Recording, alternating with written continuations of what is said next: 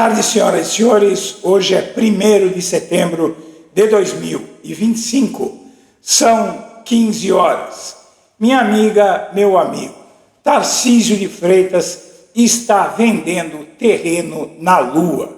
Está prometendo o que não pode entregar. Mas não é só isso.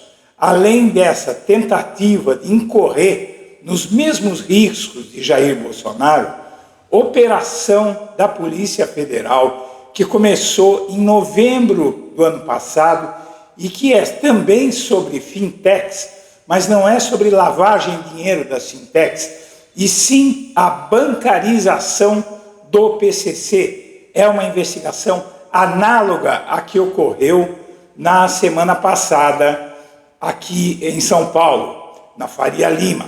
Essa operação de novembro do ano passado prendeu um homem da confiança de Tarcísio de Freitas e há um envolvimento de Tarcísio de Freitas muito próximo com esse policial militar que foi preso o ano passado, e essa investigação agora volta à tona logo após a operação contra a lavagem de dinheiro das fintechs, que são financeiras. São bancos online, né, como o Nubank e outros, que têm lavado dinheiro para o PCC. Essa investigação, ela apreendeu a maior quantidade de dinheiro movimentado no país. São 116 bilhões de reais em operações, uma quantidade que interfere até no PIB brasileiro.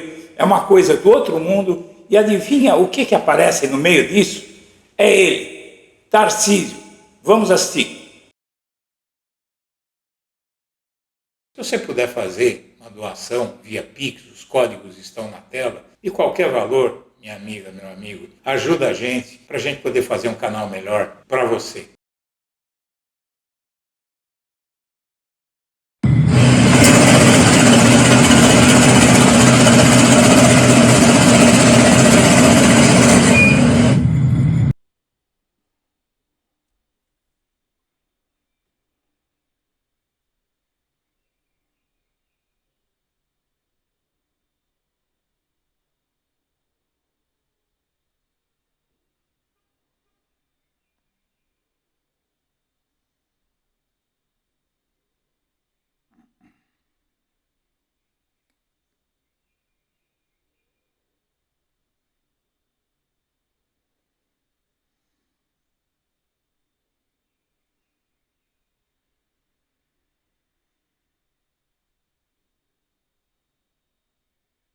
Tarcísio de Freitas chegou ao governo de São Paulo com a ajuda de uma financiadora muito suspeita, a pecuarista Maribel Golim, investigada por lavagem de dinheiro ligada ao PCC, doou R$500 mil para a campanha dele em 2022. A história começa lá em 2018, quando ela entra em uma empresa chamada JBT. Pouco depois a empresa muda de nome, amplia seu capital social em milhões e em 2021 cria a Stal Energy, uma fachada para operações financeiras. Em agosto de 2022, Maribel fez a primeira doação para o Tarcísio, R$100 mil para sua campanha. Dias depois, no meio da eleição, ela doa mais R$400 mil. No fim daquele mesmo mês, Tarcísio é eleito governador. Mas a ligação não parou aí. Maribel cria outra empresa, a Green Investimentos. Em 2024, ano passado, o próprio secretário de Desenvolvimento Econômico do governo Tarcísio vai visitar a fábrica da Stal Energy, sendo recebido pelo marido dela. Agora, em 2025, a Polícia Federal já rastreou R$1,4 bilhão em movimentações suspeitas nas empresas da Maribel. E o mais recente capítulo dessa trama, o prefeito de Tapetininga, aliado de Tarcísio, empregou a irmã dela na prefeitura. Esse é o fluxo do dinheiro que mistura política, empresários suspeitos e até facções criminosas, e mostra como São Paulo está sendo governada por meio de alianças que colocam o interesse público em segundo plano. Tarcísio de Freitas chegou. A gente tem conversado muito com lideranças acerca da tramitação do projeto de lei da anistia, porque a gente acredita muito nesse projeto como um fator de pacificação. Eu acho que dá para se construir um ambiente para aprovar isso. É algo que na história do Brasil já aconteceu diversas vezes e uma convicção absoluta da inocência do Bolsonaro, da inocência do presidente Bolsonaro. Sim, eu não sei o que vai acontecer. O que eu sei é que o Bolsonaro é inocente. Eu convivi com ele de forma muito próxima esse período todo, fui ministro dele. Né? Um presidente que está planejando algo não nomeia os comandantes de força do governo que está se sucedendo. Então, tem muita coisa aí que não faz o menor sentido, na minha opinião. Então, eu acredito muito, tenho convicção absoluta na inocência e se houver justiça, ele vai ser inocentado. Procuram-se sempre. Bom, como você vê, ele promete algo que não pode cumprir. Na prática, Tarcísio está vendendo a Bolsonaro um terreno na Lua. Por quê? Disse de terreno da Lua aquilo que a gente promete, você fala, olha, me dá alguma coisa que eu te dou uma coisa em troca.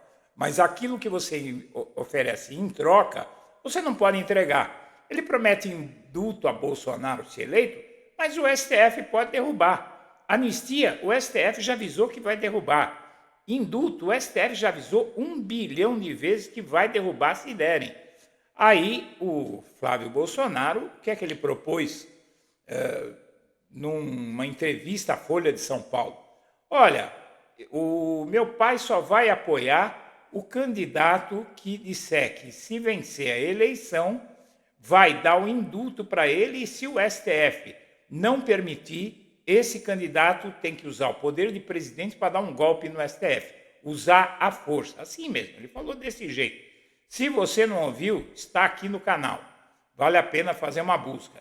Seja como for, o fato é o seguinte, que o risco de Bolsonaro tornar Tarcísio um não governador, se anunciá-lo como senador, como sucessor ao Planalto agora, é muito grande. O Tarcísio está cometendo os mesmos erros que o Bolsonaro, mas esses são os menores erros que ele está cometendo. Mas antes eu quero falar disso.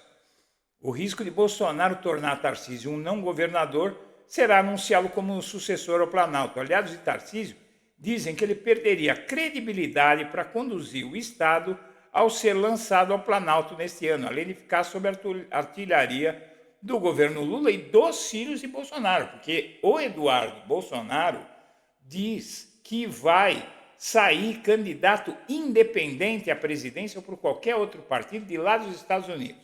E acredite se quiser, a legislação brasileira permite isso, a menos que o STF e o TSE o tornem inelegível, o que não é difícil de acontecer.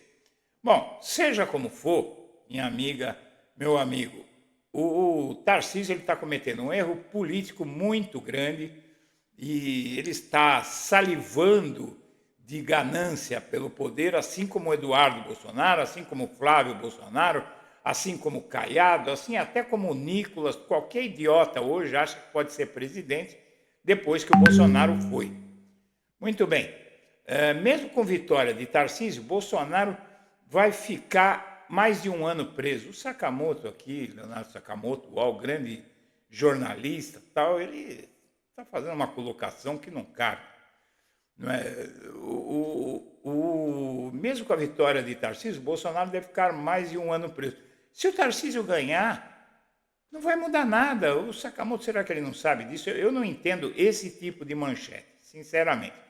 Porque ele está dizendo o seguinte, mesmo que o Tarcísio vença a eleição e dê o indulto ao Bolsonaro, até liberar o Bolsonaro vai demorar quase 1 ano. Quer ver? Mesmo com a promessa do governador Tarcísio de atropelar o STF e dar indulto a Bolsonaro como primeiro ato, caso seja eleito presidente da República, o ex-presidente vai pagar pelo menos 1 ano de prisão, que é muito tempo para alguém que já se mostrou emocionalmente frágil.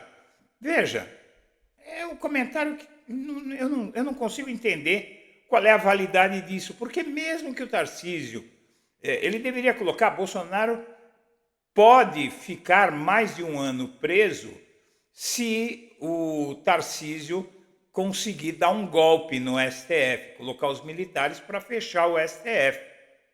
Só assim que ele poderia fazer essa matéria. Mas, sei lá, às vezes passa, né? As pessoas se descuidam. Bom, o fato é que, com o julgamento, o mundo transformou o Brasil em campo de testes da democracia. Porque já escreveram, Stephen Levitsky, ele escreveu um livro, Como as Democracias Morrem. A tese do Jamil Chad, que é um excelente jornalista, é a seguinte: agora está sendo escrito no Brasil um livro, Como as Democracias Sobrevivem. Não é? E esse é um livro que alguém vai escrever. Eu gostaria de ser eu a escrever, mas acho que vai ter muita gente querendo escrever um livro com título inverso ao do norte-americano que escreveu Como as Democracias Morrem, que é Como as Democracias Sobrevivem. E é tudo isso que nós estamos fazendo aqui. Não é? Tendo governos conscientizando a população, fazendo um embate mais duro, mostrando fatos. Não é? Faltou competência à centro-direita americana, porque o Partido Democrata não é centro-esquerda, não tem esquerda nos Estados Unidos. A esquerda foi se matando até se matar de vez. E pior é que aqui no Brasil está acontecendo isso. E aí lá o que sobrou é extrema-direita e centro-direita. E a centro-direita não está tendo competência para fazer o que nós estamos fazendo aqui no Brasil com a social-democracia, o social-liberalismo do Luiz Inácio Lula da Silva. Bom, vamos ao que interessa. As provas da PF no inquérito sobre o esquema de 119 bi das fintechs do crime organizado. Esse é outro caso, não é o inquérito da lavagem de dinheiro na Faria Lima, mas é sobre o PCC e é também sobre a Faria Lima. Empresas e doleiros são investigados sob suspeita de lavagem de dinheiro, do tráfico internacional de drogas e sonegação de impostos. Acusados negam. Um esquema tão grande quanto a bancarização do crime organizado por meio de fintechs e fundos de investimento no setor de combustível está nas mãos da Polícia Federal.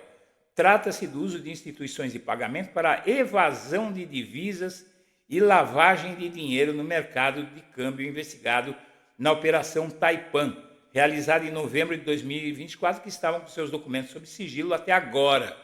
Relatórios de inteligência do Conselho de Controle de Atividades Financeiras, COAF, mostram que transações atípicas de pessoas jurídicas e físicas usadas como laranja pelos principais acusados chegam a 119 bilhões. Trata-se do maior volume até hoje investigado pela Polícia Federal, e é aí que está a origem da operação Carbono Alternativo, Carbono Oculto, né? Foi o nome da operação. Carbono oculto deve ser pessoas escondidas, né? Pessoas que ficam escondidas. Carbono é a substância química, não é, que é o átomo de carbono que forma os seres vivos, né? Na verdade, são moléculas de carbono, né? Então, é um título criativo da Polícia Federal, como todos eles são, muito eruditos, né? Então, é o carbono oculto, é gente oculta. Trata-se do maior volume até hoje investigado pela Polícia Federal em um único inquérito. Sua dimensão forçou os investigadores a tomar uma decisão, concentrar a apuração apenas nas pessoas mais relevantes. E quem é a pessoa mais relevante nesse caso, que a polícia de São Paulo não viu? Denunciada por delator do PCC, fintech que negociava com o Corinthians é alvo da PF e diretor é preso. A empresa policial ofereceu 100 milhões ao Alvinegro e foi alvo de busca de operações, né?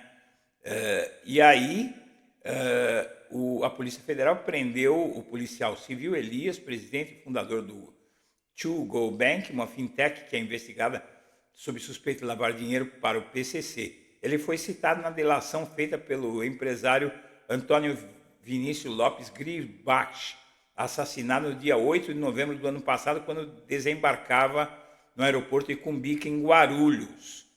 E daí veio isso aqui, ó, a Operação Taipan, que foi levada a cabo em 26 de novembro do ano passado. Preso por ação contra fintechs do PCC, chefiou segurança de Tarcísio e viajou com ele e ganhou medalha. O oficial trabalhou na Casa Militar e foi um dos presos na Operação Taipan, que mirou lavagem bilionária de recursos das fintechs, entre as quais o To Go Bank, denunciado pelo delator do PCC. A assessoria do governador disse que ele estava lotado no órgão desde 2012 e que nesse período não foi notificada nenhuma investigação contra ele. É tudo conversa fiada, né? O Tarcísio aparece com um doador do PCC. O Tarcísio aparece com assessor envolvido com o PCC. Na festa da vitória do Ricardo Nunes aqui em São Paulo, estava o PCC em peso. Veja, e ele acusa todo mundo, acusou o Boulos de ser do PCC, não é? Fora outras pérolas que ele disse.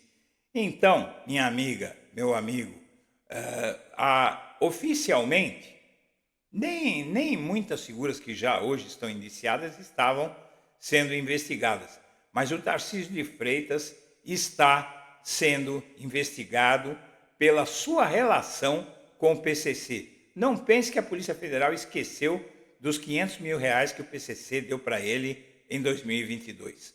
Senhoras e senhores, eu agradeço a atenção e deixo meu abraço para todo mundo.